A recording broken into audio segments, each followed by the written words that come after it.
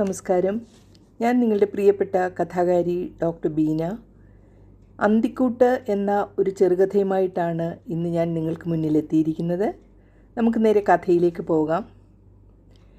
ജയിലിൽ നല്ല നടപ്പ് കാറ്റഗറിയിൽ ഉള്ളവരെ ഓപ്പൺ ജയിലിൽ വിടുക പതിവാണ്. അവിടെ പുരുഷ ജയിലിൽ നിന്നും സ്ത്രീ ജയിലിൽ നിന്നും ഉള്ളവരെ ഒരുമിച്ച് ജോലികൾ ചെയ്യാൻ അനുവദിക്കുന്നു. അങ്ങനെയാണ് പ്രിയയും പ്രസാദും തമ്മിൽ കണ്ടുമുട്ടുന്നത്. രണ്ടുപേരും ഇപ്പോൾ ജയിലിലായിട്ട് 15 വർഷങ്ങൾ കഴിഞ്ഞു. രണ്ടുപേർക്കും 45 മേൽ പ്രായവുമുണ്ട്. അവർ പല പ്രാവശ്യമായി ഓപ്പൺ ജയിലിൽ വെച്ച് കണ്ടപ്പോൾ ആണ് തമ്മിൽ പരിചയപ്പെട്ടത്. നാഗപ്പൂർ സ്ത്രീകളുടെ ജയിലിൽ ജീവപര്യന്തം ശിക്ഷ അനുഭവിക്കുന്ന പ്രിയ സിംഗ് ഒരു കൊലപാതക കുറ്റത്തിനാണ് ശിക്ഷിക്കപ്പെട്ടത്. പഠിക്കുന്ന കാലത്ത് ക്യാമ്പസിൽ പാറിപ്പറന്ന് നടന്നിരുന്ന പ്രിയയ്ക്ക് ഒന്നിൽ കൂടുതൽ സുഹൃത്ത് ബന്ധങ്ങൾ ഉണ്ടായിരുന്നു. ഒരു സാധാരണ കുടുംബത്തിലെ കുട്ടിയുടെ രീതിയിലല്ലായിരുന്നു അവളുടെ മട്ടും ഭാവവും. എന്താണ് അതിൻ്റെ പിന്നിലെന്ന് ആർക്കും അറിയില്ല. വലിയ സാമ്പത്തികമുള്ള കുട്ടികളുമായിട്ടാണ് ഇടപാട്. ഒരിക്കൽ കാശിനു വേണ്ടി ഹണി ട്രാപ്പ് വഴി പ്രിയ ഉൾപ്പെട്ട ഒരു ഗ്യാങ് ഒരാളെ ദൂരെ ഉള്ള ഒരു സ്ഥലത്തെത്തിക്കുകയും തുടർന്നുള്ള ബഹളത്തിനിടയിൽ അയാൾ മരണപ്പെടുകയും ചെയ്ത വാർത്ത പുറം ലോകം അറിഞ്ഞത് ഞെട്ടലോടെയാണ്. ഒടുവിൽ കേസും കൂട്ടവുമായി. അങ്ങനെ കളി കാര്യമായി. പ്രിയ കൊലപാതക കുറ്റത്തിന് ജയിലിൽ അടയ്ക്കപ്പെട്ടു. അവൾക്ക് ആകെ ഉണ്ടായിരുന്നത് അമ്മ മാത്രമായിരുന്നു. അവളുടെ ജീവിതത്തിലുണ്ടായ ഈ ദുരന്തം പാവപ്പെട്ട ആ അമ്മയെ രോഗിയാക്കി മാറ്റി. അതോടെ സ്വന്തക്കാരും കുടുംബക്കാരും എല്ലാവരും അവരെ ഒറ്റപ്പെടുത്തി. അമ്മയുടെ രോഗാവസ്ഥ പ്രിയയുടെ ജീവിതം ആകെ മാറ്റിമറിച്ചു. തന്നെ ജീവൻ തുല്യം സ്നേഹിച്ചിരുന്ന അമ്മയെ ഈ അവസ്ഥയിൽ എത്തിച്ചതിൻ്റെ ഉത്തരവാദി താൻ ആണെന്ന കുറ്റബോധം പ്രിയയെ ഉലച്ചു കളഞ്ഞു. ജയിലിൽ അവൾ പ്രാർത്ഥനയും ആതുരസേവനവും മുഖമുദ്രയാക്കി. സഹതടവുകാർക്ക് പ്രിയപ്പെട്ട ഒരു സഹോദരിയായി മാറി കഴിഞ്ഞു. ഇടയ്ക്ക് പരോളിൽ പോയി അമ്മയെ കാണുകയും ആശ്വസിപ്പിക്കുകയും ഒക്കെ ചെയ്തുകൊണ്ടിരുന്നു. 4 വർഷത്തോളം കിടന്ന കിടപ്പിൽ തന്നെയായിരുന്നു ആ അമ്മ. ഒടുവിൽ അവർ ഈ ലോകത്തോട് വിട പറഞ്ഞു. അതിനുശേഷം പ്രിയ ജയിലിൽ നിന്ന് പുറത്ത് ഇറങ്ങിയിട്ടേയില്ല. അവിടെ അവൾ കൂടെയുള്ളവർക്ക് വേണ്ടി ശുശ്രൂഷകൾ ചെയ്തും പഠനം തുടർന്നും മുന്നോട്ട് പോയി. ഡിസ്റ്റൻ്റ് എഡ്യൂക്കേഷൻ വഴി കൗൺസിലിംഗ് PG എടുത്തു.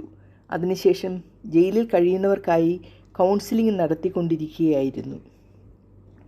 ആദിപ്രസാദ് ഒരു IT ഉദ്യോഗസ്ഥനായിരുന്നു.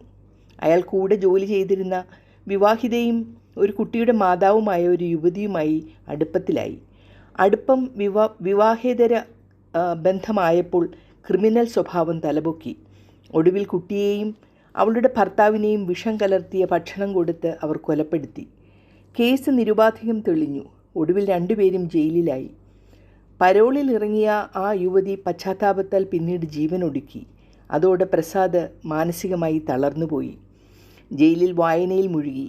നല്ല നടപ്പിൽ ജീവിതം മുന്നോട്ട് കൊണ്ടുപോയിക്കൊണ്ടിരുന്നു. അയാൾ പരോൾ വാങ്ങാറേയില്ല. പുറം ലോകത്തെക്കുറിച്ച് ഓർക്കുന്നത് പോലും അയാളിൽ ഭയമുളവാക്കുന്നു. ജയിൽ അധികൃതർക്ക് പ്രസാദിൻ്റെ ജീവിതം ജയിലിലെ പെരുമാറ്റവും എല്ലാം ഒരു അത്ഭുതം തന്നെയായിരുന്നു. അത്രയ്ക്കും അയാൾ മാനസാന്തരപ്പെട്ടുപോയി. ജയിലിൽ ജോലിക്കിടയിൽ രണ്ടുപേരും മനസ്സ് തുറന്ന് സംസാരിച്ചു. ചെയ്ത കുറ്റങ്ങൾ മനസ്താപത്തോടെ രണ്ടുപേരും പറയുകയും കരയുകയും ഒക്കെ ചെയ്തിരുന്നു. അങ്ങനെ പ്രിയയും പ്രസാദും തമ്മിൽ അടുത്തു. പ്രിയ അയാൾക്ക് കൗൺസിലിംഗ് ചെയ്തു. അയാൾക്ക് മനസ്സിൽ കുറ്റബോധം ഇപ്പോഴും മാറിയിട്ടില്ല. തനിക്ക് പ്രയോജനം ചെയ്ത് കുറച്ച് പുസ്തകങ്ങൾ പ്രസാദിനോടും വായിക്കാൻ പ്രിയ നിർദ്ദേശിച്ചു. ഒടുവിൽ അവർ അറിയാതെ തന്നെ പ്രണയബദ്ധരായി. സാമീപ്യം പോലും അവർക്ക് തമ്മിൽ ആശ്വാസം നൽകാൻ തുടങ്ങി. അത് അവർക്ക് തമ്മിൽ ബോധ്യവുമായി. അങ്ങനെ ഒരു ദിവസം ജോലിക്കിടയിൽ പ്രസാദ് പ്രിയയോട് പറഞ്ഞു, മുരടിച്ചുപോയ എൻ്റെ ജീവിതം ഈ അവസ്ഥയിൽ വീണ്ടും തളിർക്കാൻ തുടങ്ങിയെന്ന് ഞാൻ അറിയുന്നു. എനിക്ക് മനസ്സിന് എന്തെന്നില്ലാത്തൊരു സമാധാനം പ്രിയയുടെ സാമീപ്യം തരുന്നു. ഞെട്ടലോട് പ്രിയ അയാളുടെ ദയനീയമായ കണ്ണുകളിലേക്ക് നോക്കി. പ്രിയ എതിർത്തൊന്നും പറഞ്ഞില്ല. അതൊരു നല്ല സൂചനയായിരുന്നു എന്ന് പ്രസാദ് പിന്നീട് തിരിച്ചറിഞ്ഞു. നല്ല നടപ്പുകൊണ്ട് അവർക്ക് രണ്ടുപേർക്കും ശിക്ഷയിളവ് ലഭിച്ചു.